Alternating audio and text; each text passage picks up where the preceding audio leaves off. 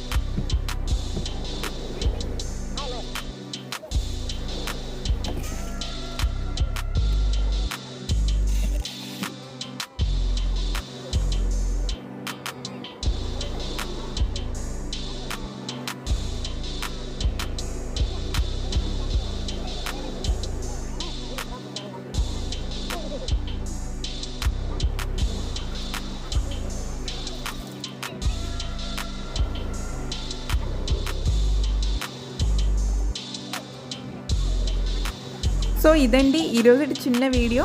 చూసి ఎంజాయ్ చేశారనుకుంటున్నాను. Please do like, share and subscribe. Thank you for watching.